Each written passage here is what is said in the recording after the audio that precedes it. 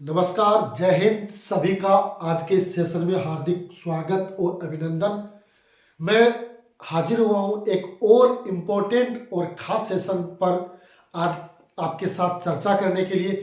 निश्चित रूप से आज का जो सेशन है वो आपके लिए बहुत ही इंफॉर्मेटिव और खास होने वाला है, विशेषकर उन विद्यार्थियों के लिए जो फर्स्ट ग्रेड एग्जाम की तैयारी कर रहे हैं और उनके मन में एक थोड़ा सा संशय चल रहा है, क्या अभी मुझे फर्स्ट ग्रेड एग्जाम के साथ कॉलेज असिस्टेंट प्रोफेसर का फॉर्म भरना चाहिए या नहीं भरना चाहिए, और साथ में मेरे पास नेट सेट या पीएचडी भी नहीं है। तो उन विद्यार्थियों के लिए आज का सेशन इंपॉर्टेंट होने वाला है। चर्चा करेंगे महत्वपूर्ण उन पॉइंटों पर और साथ में आपके हर डाउट को क्लियर करते हुए आगे बढ़ेंगे। हमारा आपसे निवेदन इतना ही रहेगा कि आप इस परिवार के सदस्य बने, ताकि लेटेस्ट जो भी अपडेट होती है, चाहे वो शिक्षा विभाग से हो, आपकी गवर्नमेंट जॉब से हो, या हमारे ऐसे अनुभव जो आपके साथ शेयर करने से रिलेटेड कोई भी जो सूचना वो आप तक पहुंचेगी, तभी आप एक्टिव और अपडेट रह पाओगे। इसलिए आपको इतना सा काम करना है जो फ्री ऑफ कॉस्ट है, जिसका कोई चार्ज नहीं है। आपको बस और बस इस चैनल को सब्सक्राइब करना है, बेल आइकन दबाना है और साथ में इस वीडियो को, इस सेशन को अपने साथियों के साथ ग्रुप पे शेयर कर देना है, ताकि उनको भी इस तरीके की जो सूचनाएं हैं वो मिलती रहे और वो अपडेट रहे।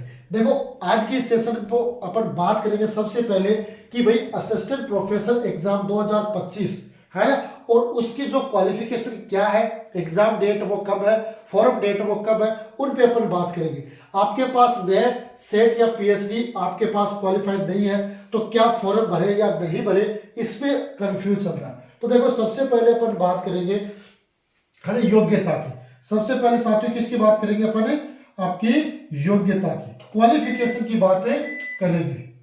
तो सबसे पहले देखो योग्यता की बात करते हैं, तो इसी में योग्यता में आपका क्या है कि पीजी प्लस 55% है।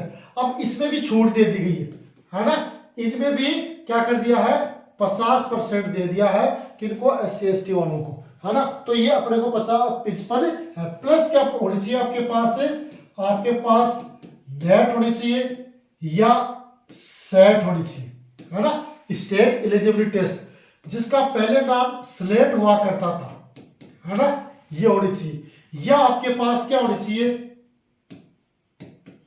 पीएचडी होनी चाहिए। ये इसकी क्वालिफिकेशन निर्धारित की है। अब आपके पास पीजी तो है ना, लेकिन आपके पास नेट नहीं है, सेट नहीं है, स्लेट नहीं है और पीएचडी नहीं है। ये एक भी आपके पास योग्यता नहीं है और आपके मन में है, क्योंकि आप फर्स्ट ग्रेड एग्जाम की तैयारी कर रहे हैं, जिसकी जो संभावित तिथि है वो आपकी जून 2025 का लास्ट सप्ताह या जुलाई का पहला सप्ताह निर्धारित कर रखा है, तो उसमें एग्जाम हो जाए। अब आपके मन में ये है कि भाई मैं अभी असिस्टेंट प्रोफेसर का फॉर्म भर दूंगा तो मेरी तैयारी नहीं हो। साथियों देखो, इसके जो फॉर्म है ना, फॉर्म है वो अभी चल रहे। फॉर्म की जो डेट है वो आपकी 12 जनवरी से लेकर, है ना, 12 जनवरी से लेकर 10 फरवरी तक, फरवरी 10 2025 तक है, आप ये फॉर्म है वो भर सकते हो, है ना।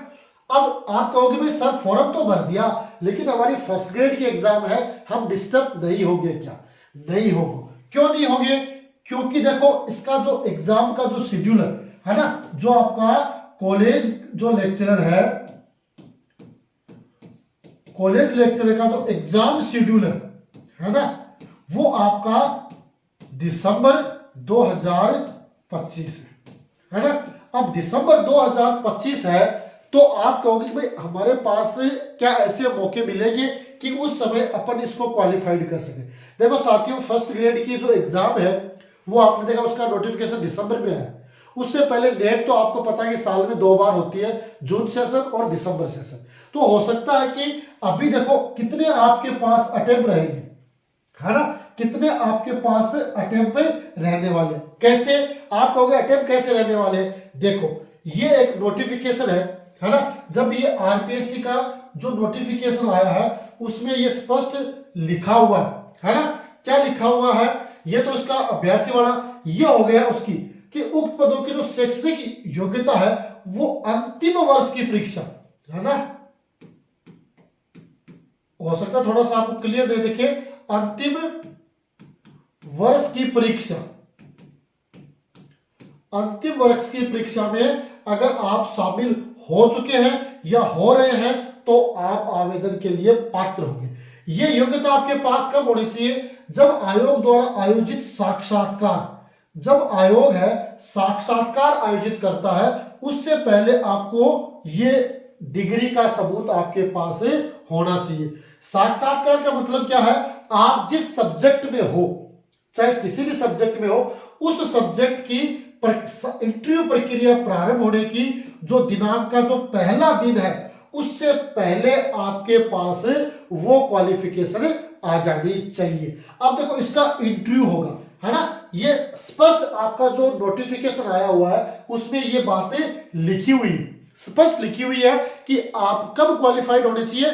जब इसका इंटरव्यू प्रारंभ हो, आपके विषय का जो पहला दिन, जिस दिन इंटरव्यू प्रारंभ हो रहा है उससे पहले आपके पास ये योग्यता आ जानी चाहिए, है ना। अब देखो इंटरव्यू आप देखते हो कि राज्य सरकार की कोई भी भर्ती हो उसमें साल, 1.5 साल, 2 साल तो लगते ही। अब इंटरव्यू कब होगा उस पर अपन बात करें, है ना। तो एग्जाम जब इसकी दिसंबर 2025 में, अब आपके पास मौके देखो कितने रहते हैं, मौके कितने रहते हैं? पहला मौका रहता है आपके पास दिसंबर 2024 का, है ना, जो अभी नेट की एग्जाम वो कंप्लीट हुई है। जिन्होंने असिस्टेंट प्रोफेसर बनने की जो योग्यताओं में उनके पास नेट नहीं था, पीजी कर रखा था और पीजी में अपीयर भी थे और उनकी इच्छा थी, उन्होंने निश्चित रूप से इस नेट का एग्जाम दिया। भगवान करे उनकी यही नेट क्वालिफाइड हो जाए। अगर ये नहीं होती है तो आपके पास जनवरी 2025 का मौका भी है ना, फिर दिसंबर 2025 का मौका भी है। भगवान करे अगर नहीं हो तो, बाकी आप तैयारी करते हो तो निश्चित रूप से हो जाता है। यानी दिसंबर तक एग्जाम होती है, उससे पहले ही आपको कितने मौके मिल गए? 3 मौके मिल गए।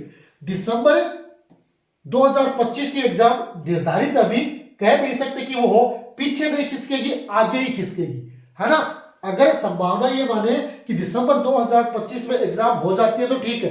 अगर बाय द वे कुछ टेक्निकल या कुछ और पदों में वृद्धि होती है तो एग्जाम आगे बढ़ेगी, है ना। तो आगे अपन की सिर्फ और सिर्फ इसी को मानकर चलते हैं, है ना।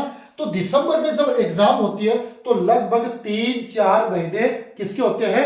एग्जाम के बाद रिजल्ट को जारी करने में, उसके बाद इंटरव्यू की डेट जारी करने में। इसका मतलब आपको जो जून है, जून 2026 का मौका और मिल जाएगा। ये थोड़ा सा जून कर ले,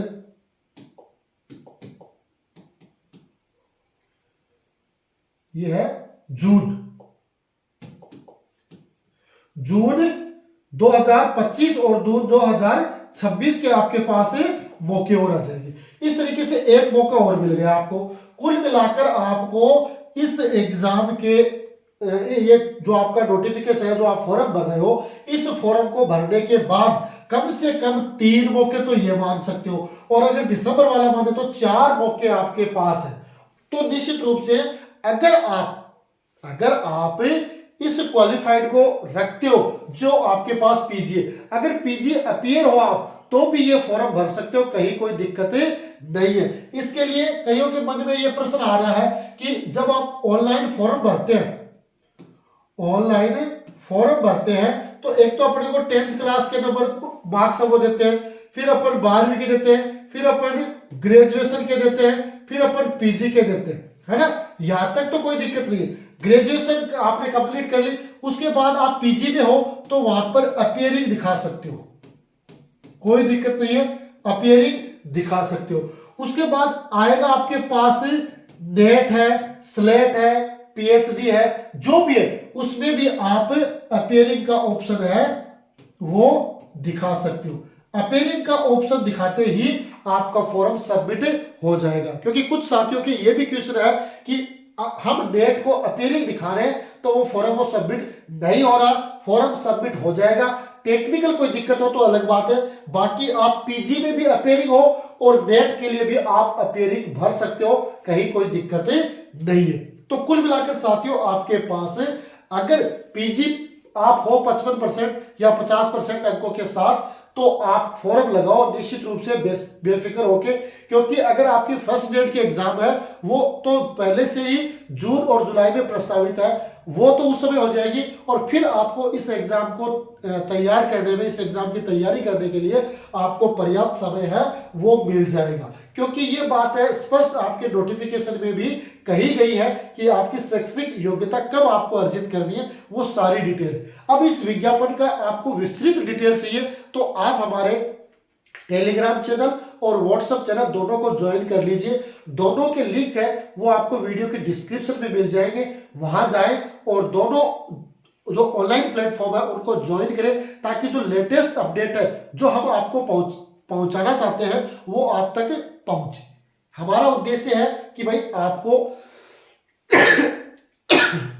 एक सही तरीके से गाइड करते हुए बढ़िया चीज और उच्च मार्गदर्शन है वो आपको प्रदान किया जाए, ताकि आप बिना संशय के कंपटीशन एग्जाम का फॉर्म भरेंगे, तैयारी भी लगे। ठीक है साथियों, तो ये था आज का एक छोटा सा सेशन जो मैंने आपके साथ शेयर किया है। निश्चित रूप से आज का जो सेशन है वो आपके लिए इंफॉर्मेटिव रहा होगा, ऐसा मैं सोचता हूं। अगर आप भी ऐसे सोचते हैं तो वीडियो को लाइक कर दें, चैनल को सब्सक्राइब कर लें और साथ में इस सेशन को अपने साथियों के साथ भी शेयर कर दें, ताकि उनके भी मन में जो किसी प्रकार की जो दुविधाएं, जो शंकाएं हैं, उनका समाधान उनको मिले और वो बढ़िया तैयारियों में जुट जाए। ठीक है साथियों, तो आज के सेशन में इतना ही, मिलेंगे अगले सेशन में, तब तक के लिए जय हिंद, जय भारत।